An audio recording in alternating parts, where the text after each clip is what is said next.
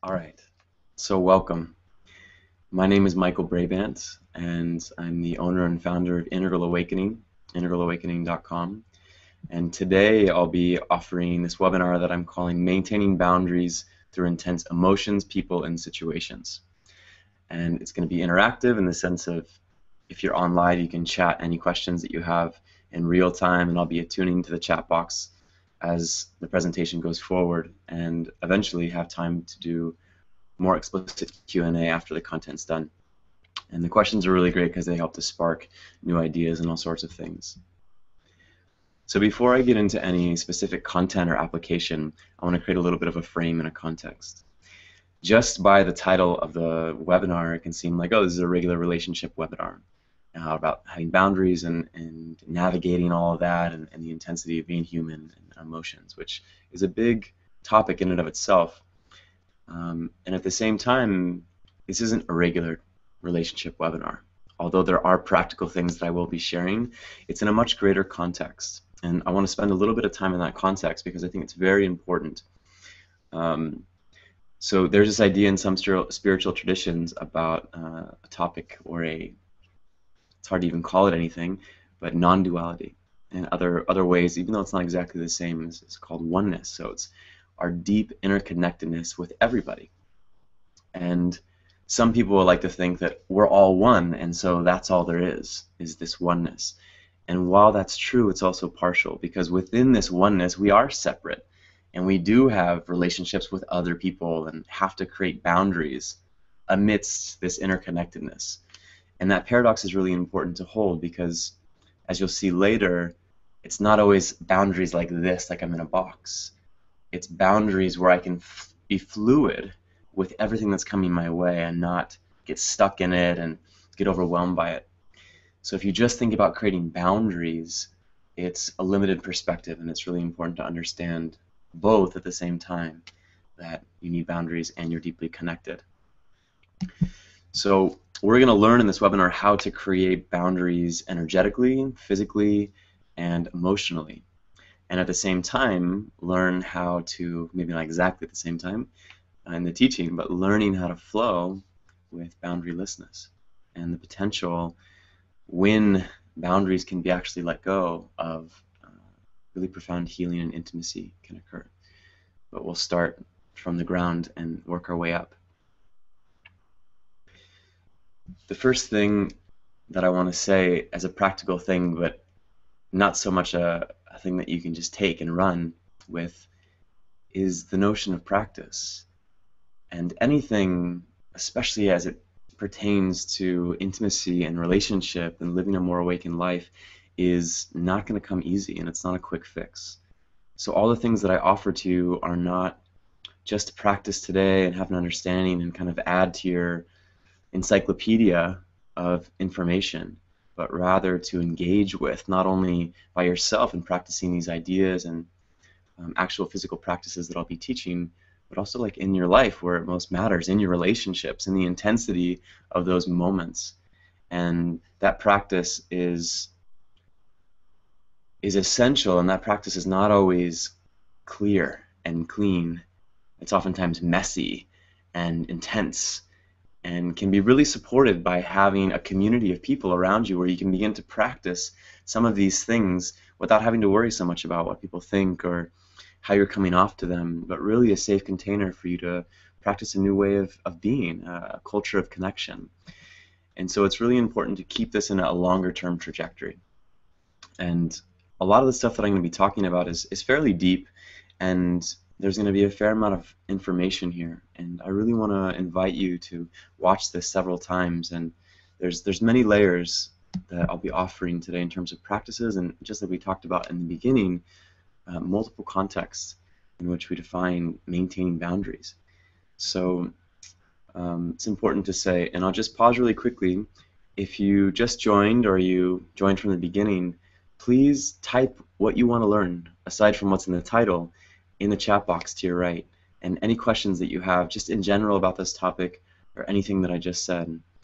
And because there's a little bit of a video delay, I may not be able to engage in real time, but I will look at all the questions eventually and see which ones are appropriate to weave into the presentation and the webinar.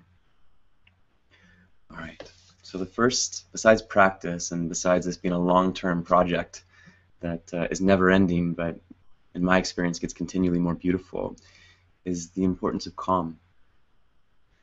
And it's been my experience that being emotionally calm and connected is the greatest boundary mechanism that we have access to.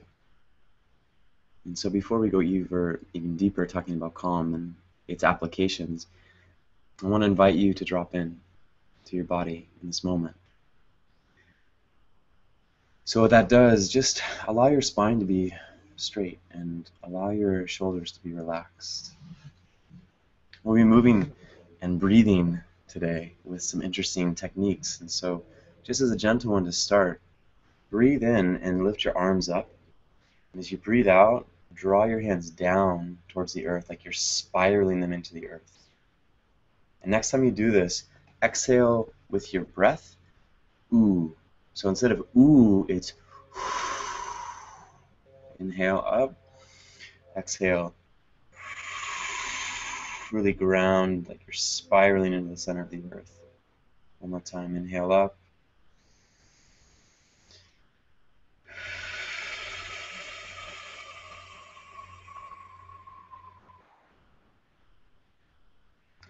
and close your eyes for a moment and simply host all of your experiences that you're having right now. The thoughts, your emotions, your environment, your current life situation. See if you can just kind of host it and just let it be as it is, so that whatever static may be present in your mind or in your field of awareness just begins to settle like dust settling in a still room.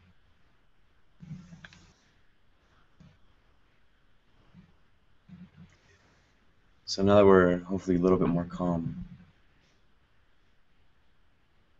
calmness does many things. If you notice yourself when you're in an anxious state versus when you're in a calm state, you have less access to your awareness and your resources and your knowledge and your agility when you're stressed out. You kind of get more narrow focused, more black and white thinking. Less attention and energy is directed towards being present because all sorts of physiological and emotional reactions of anxiety are taking place and requires more energy and attention of the body-mind. And so having the ability to stay calm keeps you more open and available to access the resources that you do have. And so that's one piece of it. The other piece of it, and I said briefly, is this capacity to be agile, to not be like a really stiff tree in the wind, but one that's flexible and that can flow and that can aikido with life. You know, aikido is this martial arts where you flow with the energy of your opponent. And it's a non-violent martial art where somebody reaches towards you or punches you and you take that energy, and it's a lot of throws and a lot of redirection of energy. And one other metaphor from martial arts is this idea of mind like water, and this is deeply connected to Aikido. So if water is still and you throw a rock into it, or you throw a car into it, the water is going to ripple directly proportionally to what force came inside of it. And so mind is like water, is when something comes in, let's say somebody is being really nasty with you and you need to, like, instead of taking it, you can learn to dance with it and Aikido with it. And when your mind is calm and your space and your energy is calm, you're able to have that mind like water and respond appropriately and agilely to the situation at hand, rather than reacting or kind of freezing or trying to push against or trying to leave, or all these ways in which our temporary exit strategies for our intensity that we may be experiencing, but in no way does it create long-term sustainable change. So there's many ways to engage calmness, and I'll just share a couple of them with you. Something that's really powerful for moment-to-moment practice and the ability to relate more lovingly to your present moment reality is when you have any sort of aversion towards what's happening or the thoughts that are in your head, is just to say thank you, I love you. And you don't have to be grateful, and you don't have to actually love the things that you're saying, but there's a way in which it deprograms our resistance and aversion to the reality that we don't like to experience. And so that's just one piece that you can do all the time, like an echo in your head. And a thought comes up, thank you, I love you. Somebody's really intense and they're coming at you. Thank you, I love you. It's happening in the background as whatever you're having to deal with is happening in the foreground. And another way is just to practice something every day that makes you calm. And that could be meditation, but for other people, meditation can make you anxious. So you need to find what it is for you. Maybe it's sitting in your garden, or being somewhere in nature, or looking at the horizon, or resting on your back, or thinking of your favorite poem, or thinking of somebody that you love. Whatever that thing is for you, whatever your meditation is to bring calmness, I encourage you to engage it on a daily basis.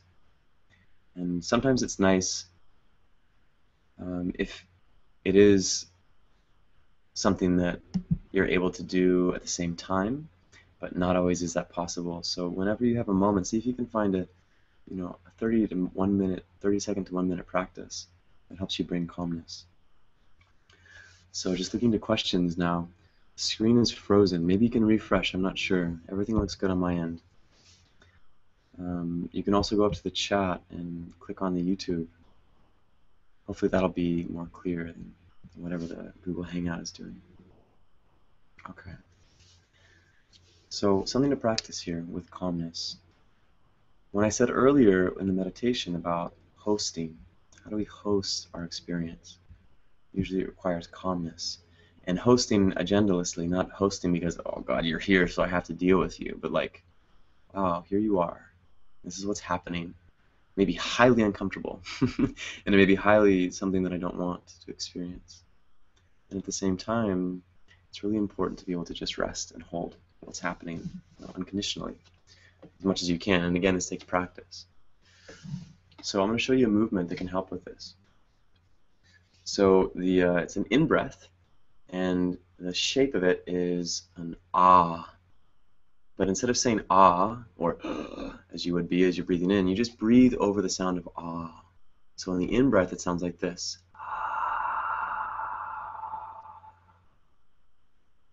Okay? And so the movement is your hands just resting at your sides. And inhale with the breath, like your elbows are kind of getting pulled back like a puppet on puppet strings. But your shoulders are staying relaxed. So it's not this, you're not doing like a weird Michael Jackson Thriller dance or something. It's just a really calm. And as you do this, think of self-acceptance and think of acceptance of whatever it is that you're experiencing. So normally we have an emotion that we don't like, or a string of thoughts that cause us suffering. So instead of that default, when can I get done with this, or how can I get through this, or how can I work with this, or even how can I process this? Even that sort of wanting to transmute what is, when it's not ready and it's not ripe, can actually clog up the process. So it's really important to be able to host what's happening. And this is something that usually happens by yourself, this movement at least, because it also creates pathways in your body-mind to begin to be more accepting and have more space inside to contain the experiences that you do have that might have been overwhelming in the past. So I'd encourage you to do this movement to anything that you can imagine that's hard for you to deal with. It's like all the bills that are piling up, or worrying about children, or whatever it is. So instead of taking action on anything, to just first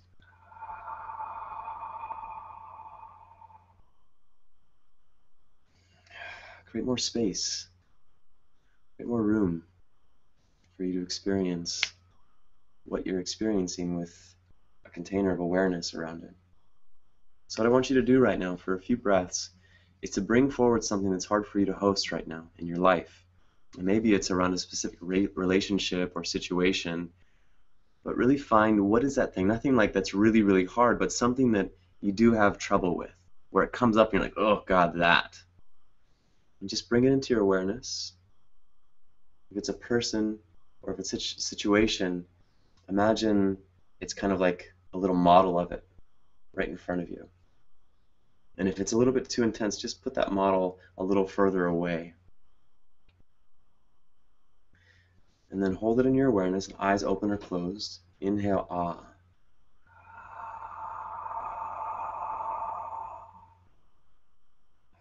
Accepting this thing as it is.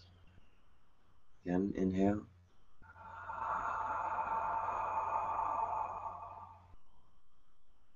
This thing may be uncomfortable, but I am able to hold it as it is for right now.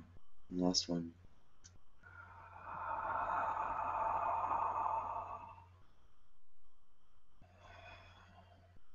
And relax.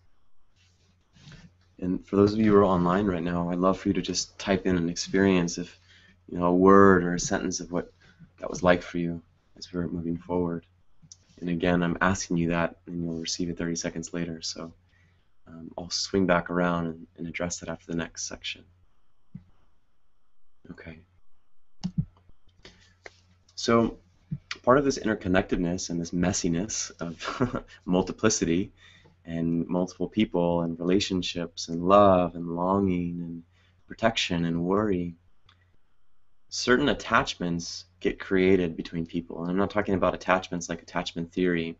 I'm talking about cords of intentionality or cords of energy that get connected. So for instance, we can know this when we can kind of feel somebody thinking about us sometimes, perhaps, or feel somebody worrying about us, or somebody doing something really beautiful and thinking of us, and all of a sudden, oh, I want to call this person, and they say, you can't believe it, I was just thinking about you. All these ways in which we're deeply connected, but we don't really have a lot of cultural frameworks or models to be like, oh yeah, there's this thing that we're connected to everybody all the time, and when we think about them, they're actually here in some capacity energetically. And so for those people that there's a lot of tension between you and them, or if you're a parent and you have a lot of worry about your children, there's a certain cord that's getting connected between the two of you, and anybody who's in any sort of relationship is attached to other people through an energetic cord, and some of it is really thick and some of it's not. And being able to really understand that it's not about releasing and cutting all of our cords from people. It's just being cognizant and intentional about what cords and to what degree are those cords intense or thick that we have with other people.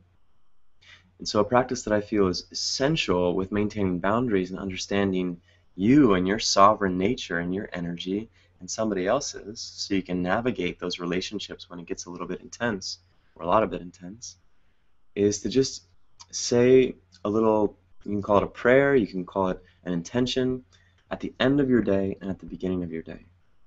And because these cords aren't bad, we don't need to cut them.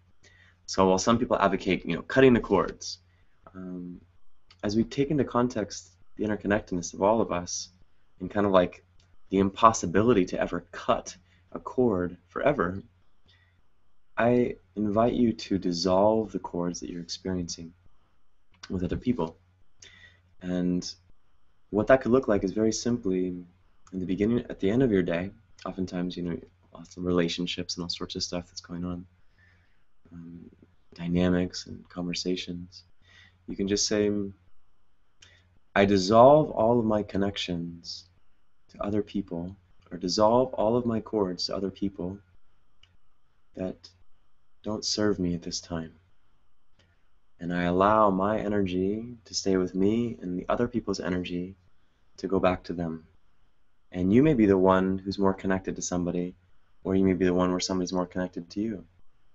So you don't really know. You don't really know what the situation is, so it's kind of like a catch-all. So I dissolve all the cords between myself and others that do not serve at this time. I take my energy back, and I give the energy of others back to them. And so you just say it and mean it as an intention.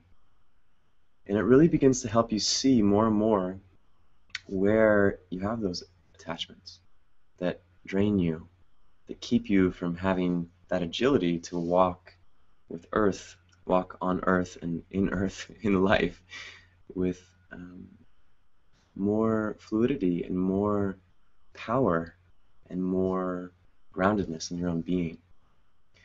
So there's a way to just say that, like I said, and I encourage you to do that, and it's very powerful. And when we bring the body into it, it also is something that kind of amplifies our the potential of our intention. Because if we just say it in our mind, it only kind of patterns it in our mind. But if we also do it in our bodies, we begin to repattern, in this case, our energetic sovereignty or wholeness, core, through different channels, energetically, intentionally, intellectually, and physically. So there's one more movement that I'll show you. And the exhale is an exhale. So imagine it like you're exhaling through a coffee straw. So it's very, very thin, and just a small amount of air can go out. So as you do this, you're going to drop your heart back and just slowly push away, very intentionally. So it's inhale and then exhale out a coffee straw.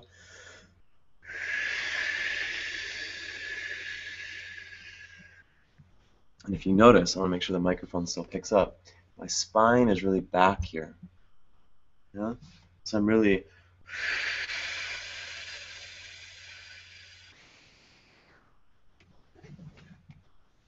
So try that a couple times, just in your own body.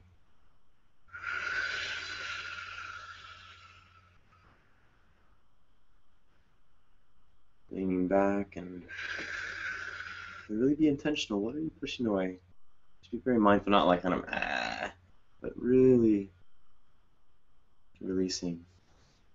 And so when you do this, you can maybe even intuit who are those people that may be with you in some way energetically. Who are those people that are on your mind or you're worrying about, or they're just in your thought stream? Usually that's a good indication that there's more of a connection that may not be serving you than would be healthy.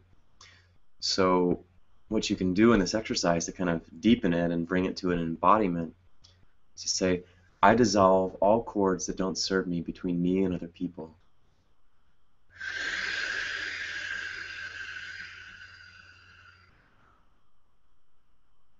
I take my energy back and I give the energy of others back to them.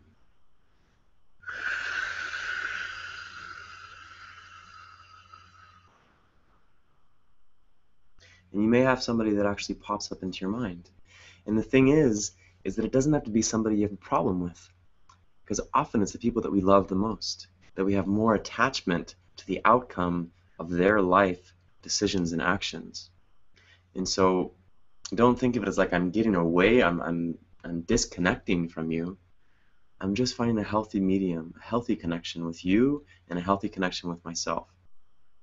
So you may even, like we did in the beginning of doing the inhale with whatever it is we needed to host and accept. You can do that same thing with a person or a situation or a business or a political party or anything that is in your field. It's kind of like, it's just like everywhere. It's too much.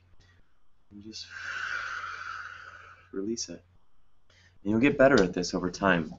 And you'll also be able to get more clear about who stays with you, what situations kind of latch onto you. Because in one sense, we can think of ourselves as wearing a Velcro suit all day and walking through Velcro ball hallways or whatever can stick to Velcro. We take stuff on and things latch onto us. And so as you begin to clear, both in the morning and at night, because when you're dreaming and all sorts of stuff, other stuff can get kicked up, and it's nice to also dissolve your cords then. But when you do this, you begin to understand more what it feels like to be you, more what it feels like to have a core of your energy discrepant than others. So this is where kind of like in the beginning I was talking about the oneness versus the multiplicity, is within this oneness, I have an identity, and I can feel myself separate from others in a healthy way, so that when I do engage, I'm in choice about how I'm engaging and not kind of covertly influenced by whatever these attachments are that aren't so healthy or supportive. So I heard from the last exercise that people feel less fearful, more grounded, less stress around your thing, whatever that may be, and heavy at the beginning and then light after the exercise. Beautiful. And these movements are so simple, and they're so easy to be worked with and create such an important shift. And so we're going to be doing more of this, and part of this webinar is also to be a bit of a preview for the event that I'm doing on September 15th in the Bay Area. So I just want to put a little offer for those who are on the workshop on the right-hand side of registration if you want to sign up for it, because the tuition goes up the first of the month, so you have an opportunity to get in being as part of this webinar. And we'll go deeper into this, and actually it's different when we're with ourselves and our ideas of other people doing this kind of stuff, and it's very different when we have a human being in front of us. And I found that it's very helpful to practice with people who actually aren't the people that you're needing to actually be more aware and awake with, and that community of connection and that culture of connection, which is the name of the workshop that I offer, is something that is the foundation of the work of being transparent with each other and willing to flex and expand our spectrum of relating in a way that helps us go back into our lives and be more effective in our relationships from a very,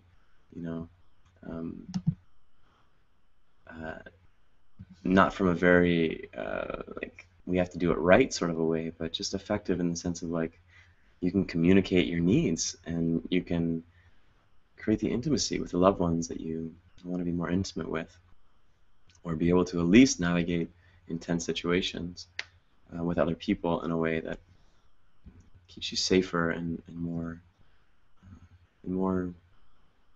connected to yourself and agile. Okay, so we kind of did starting with self and starting with other, also with kind of imagining and releasing of cords.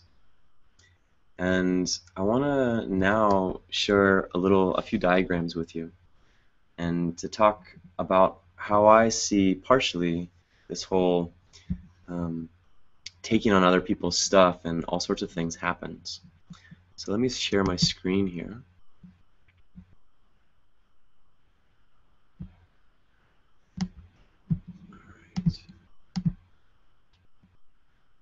Okay,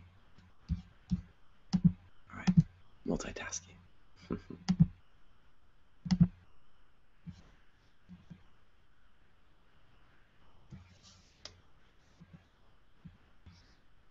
Okay, great. So you can see here that when we go back to the sense of being calm, our calmness is very essential. Like in this context, you can think of this sphere, this bubble around a person, as your subtle energy field. It's kind of like the extension of your physical body that creates a sort of safe container for yourself. And it's been my understanding that we actually are more than our physical body is, and we expand. We have certain energies, and this has been documented very empirically, that there's energetic fields that emanate off of us. And so we can think of this sphere as really solid and connected. And so this person's meditator silhouette is somebody who is very calm, and so that calmness is allowing their field to be very solidified, solid. So when we have intense reactions, because we can't always look like a meditator, right? Life is intense and often evokes intense emotions. And I want to debunk something here, especially around spiritual circles, around not having really intense emotions. It's my experience that intense emotions create, as you see here, the opening for whatever stucknesses that are inside of you or from your family or whatever it is that you're purging to express outwardly and actually metabolize, so that you don't have to deal with that chaos and intensity inside of your own being. And it's super, super important to have context in your life where you can authentically express your emotions that are coming through you as intense as they're coming on. And so you see this bigger circle around that says safe container. And when I say safe container, I really mean somebody or a group of people or even your own self that has no agenda to fix you, to calm you down, to explain anything, to change anything of how you're feeling. And when you have that safe container, then you can feel free to regress, and that you're not, putting your stuff on somebody else that's overwhelming, or hurting somebody else, or whatever thoughts that you have about intense emotional expression not being okay. And our society shies away. There's very, very limited situations that are culturally acceptable for us to have intense emotions. The ones I can think of in this moment are, when your sports team wins a world championship or even wins a game, people can freak out and be so happy or get really pissed off. And there's all these ways, or a celebrity comes in town and people are so excited, or whatever it is. There's all these things that don't actually relate to our internal experience of just living our life and trying to be on a growth path, and all the stuff that comes up. And as you may have noticed in your life, things have been kind of speeding up, and more stuff is coming to the surface to release. And it's really important to be able to have containers where you can relax and just be a 3-year-old having a temper tantrum. Not getting lost in that forever, but to be able to express it. So that's really, really important, because sometimes intensity within yourself needs to be expressed. Not calmed down, not put a lid on, but expressed. Okay. So now the next diagram. So when you don't have a safe container, it's an unsafe container. Energy is still releasing out of you, but there's also other energy coming back inside of you. And this could be from other people's reactions to you. This can be about the relationship dynamic that the blue and the red arrows here create. So if you have a temper tantrum when you're 3 years old, and your mother or father tells you to shut up and tells you to stop doing that, to calm down, act like a lady, or act like a tough boy, or whatever it is, everything in between, that intense emotion needs to be expressed and experienced and witnessed in order for it to metabolize.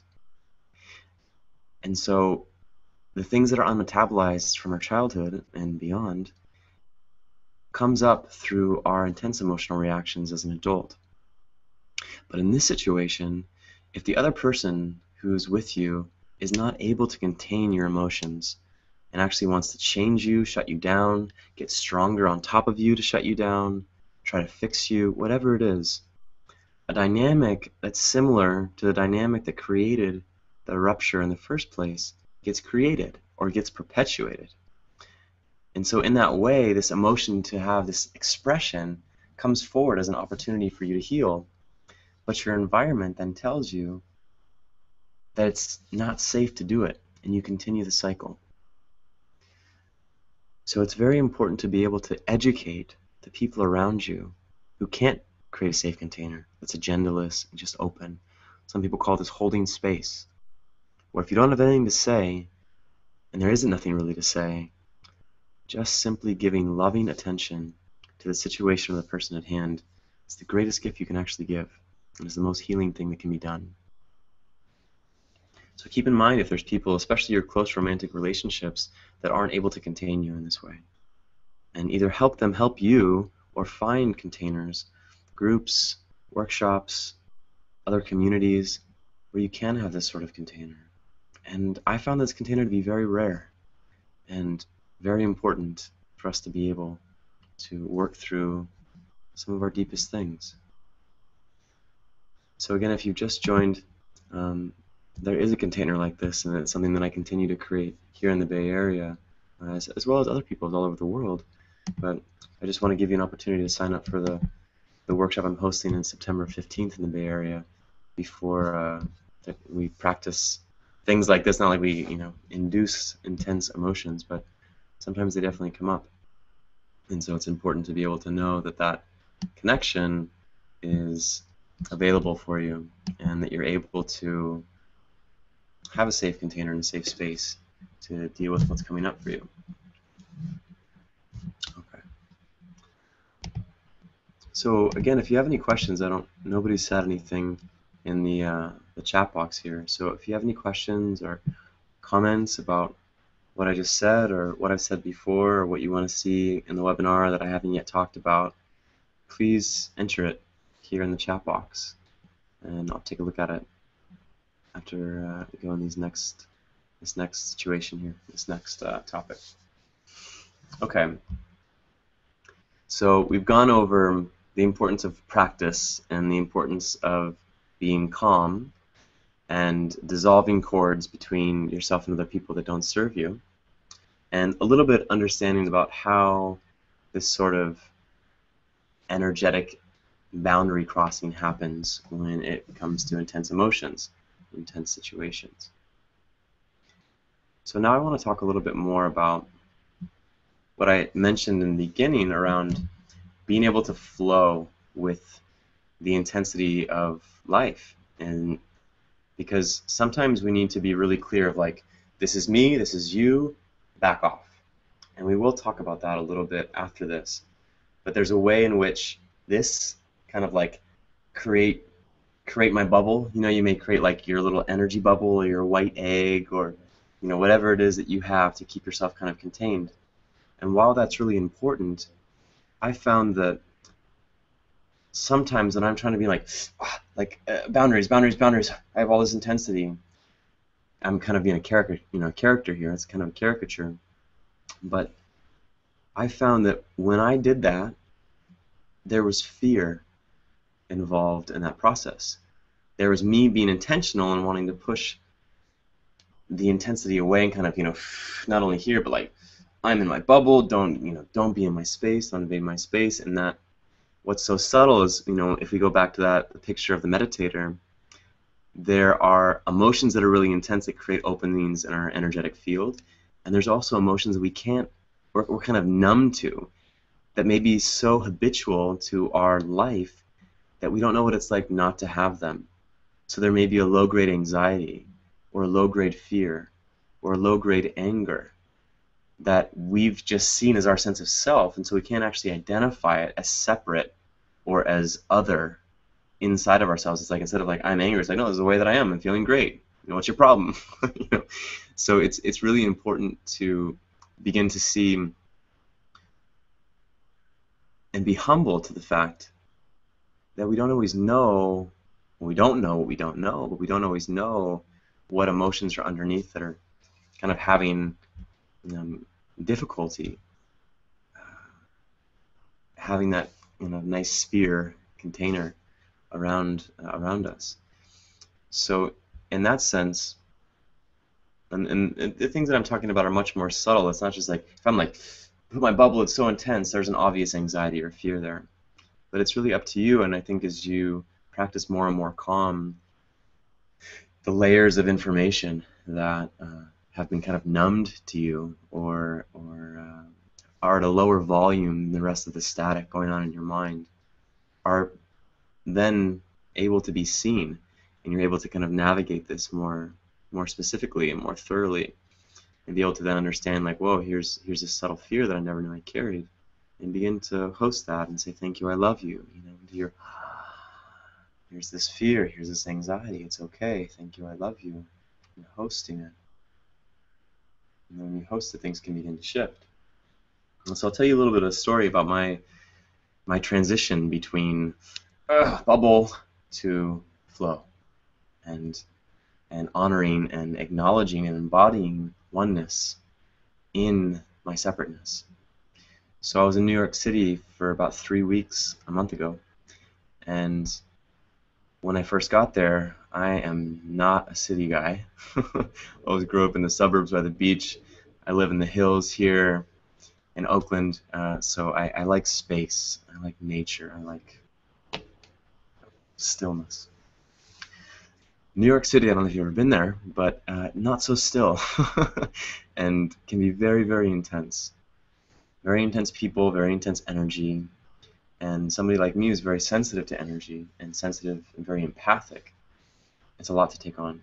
And so when I first got there, it was overwhelming. I had to like, shut down my energy and close my field, and which is important, for us to kind of know where we are. We don't want to be in, in downtown Manhattan, just open, because there's a lot of stuff we don't want to let in. But at the same time, we can be present with our environment without being fearful that we're going to be taken over. But I was fearful, and I didn't actually recognize that I was fearful in my, here's my bubble, like don't want to look people in the eye that are too intense, but want to be present with people. And at the same time, New York is very, very intense, very single-focused. And, a circus in many ways. It can be a lot. So when I went to the retreat that I went to that taught me a lot of these movements, or deepened my understanding of them, when I came back, I had new ways to relate.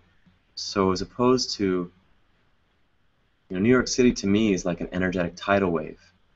And no amount of me creating a bubble is going to shelter me from a tidal wave. Excuse me. So in that sense, it's not that I needed to stop. I just stopped this tidal wave. I needed to learn how to swim. And I needed how to surf. Excuse me. And in doing so, I was able to be actually more protected than I was before. More confident in my ability to navigate, because I wasn't coming from fear. I was coming from, I have skills to Aikido this energy. And I'm just going to show you one movement that you can do. And this is, it's really good to do when you're feeling overwhelmed and you're feeling like there's just so many ideas and so many influences that are coming inside of you, and you just need to kind of like let it go and open the window, so to speak, and air it out. So the exhale is informed by the sound E, or the sound rather, I'm sorry, eh.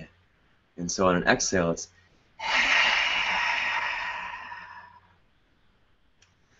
and so let's just do this a couple times. And you want to really just let your little big crack there, but crack your neck, just roll your neck a little bit, because you're going to be really fluid with this movement. So we're going to inhale. Just watch me first. Inhale, exhale.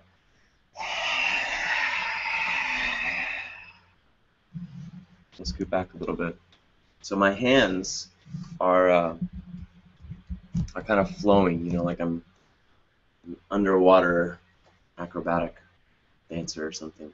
It's very fluid. So inhale, do it with me. Inhale, exhale.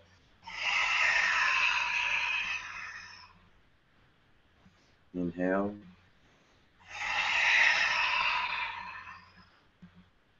One more time.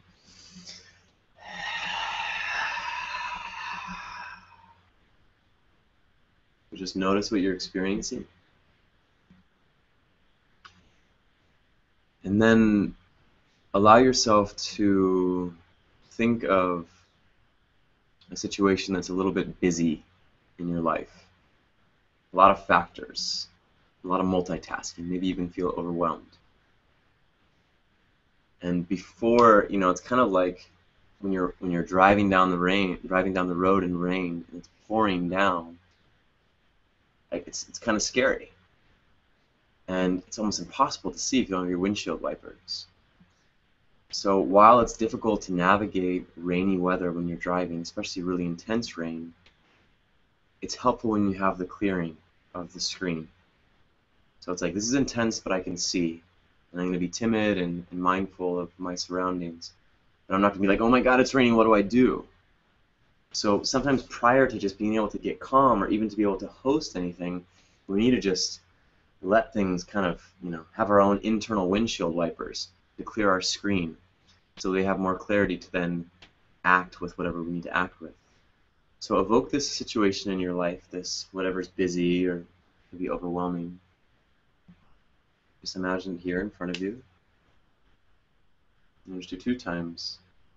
So feel that's kind of like around you, maybe creating almost like a ring around you.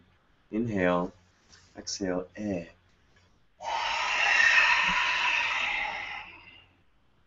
Inhale. Imagine all that stuff kind of dispersing and creating space, clarity. Oops. A little intense close up there. So see what you're feeling now around that subject specifically. And really notice if it does feel like you just did a little windshield wiper to a rain-laden windshield. And keep this as the third kind of energetic tool or technique in your toolbox. And sometimes I find it's helpful to, especially sitting down to work or to focus, to clear my mind this way. Just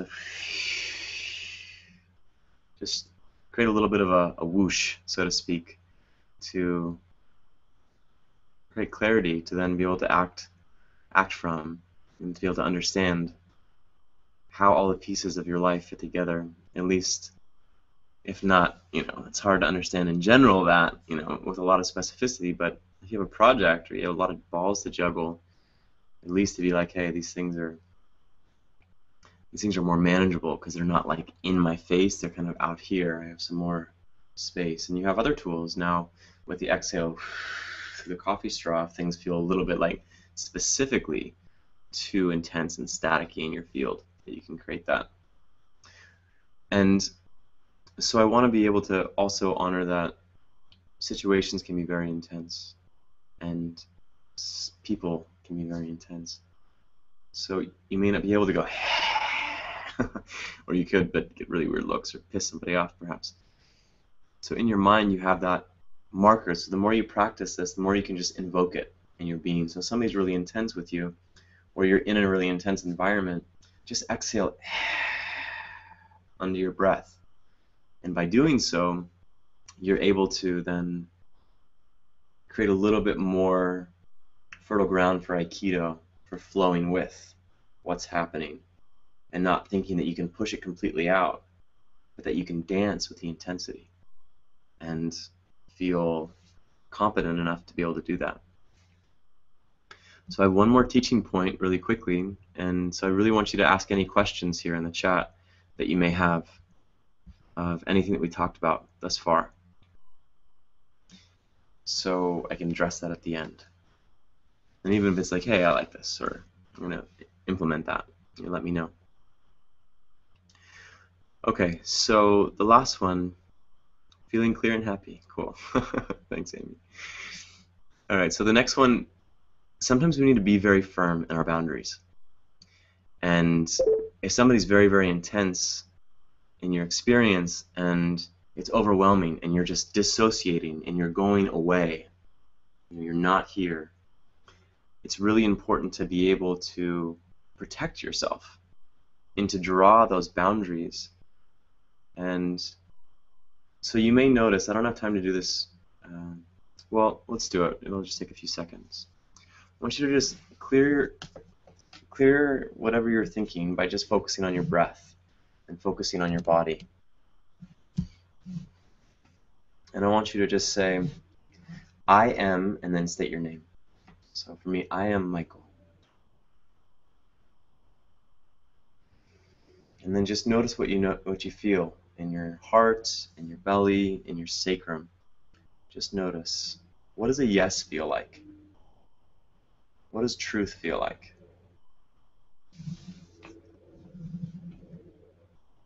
Okay. Then do an exhale, Clear that. And then say to yourself, I am Captain Kangaroo. And if Captain Kangaroo came to join us, I applaud you.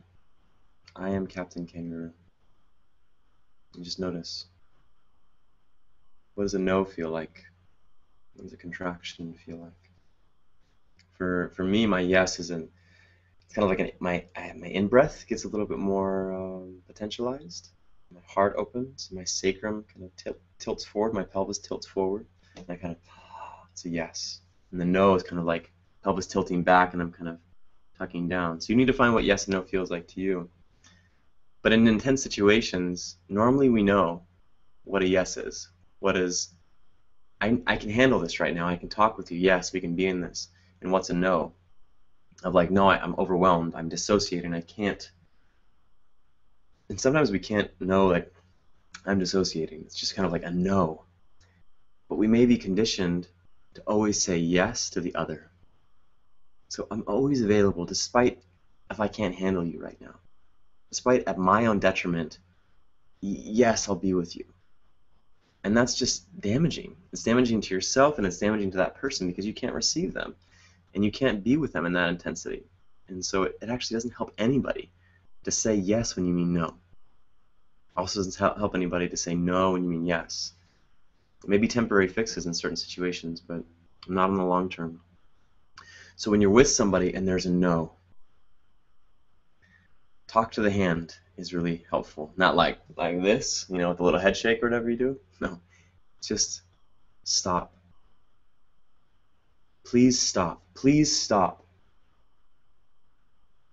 Just notice what that feels like when I do that. Please stop. It's a very clear boundary. This is a no for me. Please stop. I can't handle this right now. I can't be present. I need space before we can talk again. So people don't really know what to do, and people aren't usually so clear about their no. And also I found this is a really universal stop sign. And I feel like it doesn't seem to trigger people that much. I mean, there's always exceptions to everything, but it doesn't, in my experience, trigger people. It really just helps them stop. It's a pause. Whoa, whoa, whoa, whoa, whoa, whoa. Stop for a second. Stop. Hold on. And so it's really important when you need space to take space. And when you're saying yes, but your body and your truth is saying no, you're damaging yourself. You're damaging the solidity of your field. It's not irreparable damage. It's just the process with which your unfolding is happening. But when you can know that there's a way to begin to heal that process, just say no. Then you can come together again when it's more applicable to talk, when things have calmed down a little bit and you can actually both be in more of your awareness and less emotional reactivity. And again, remember too, if you can, remember saying thank you, I love you in your mind. Oh, stop. And if you can't even do that, sometimes, it takes a lot of multiple awarenesses, but just the stop is really, really important. So if you have any questions here at the end, let me know. I'll also put up the offer again to the workshop I'm hosting on September 15th, that you can get a special price here signing up on the webinar. And I also invite you to come to my website at www.integralawakening.com.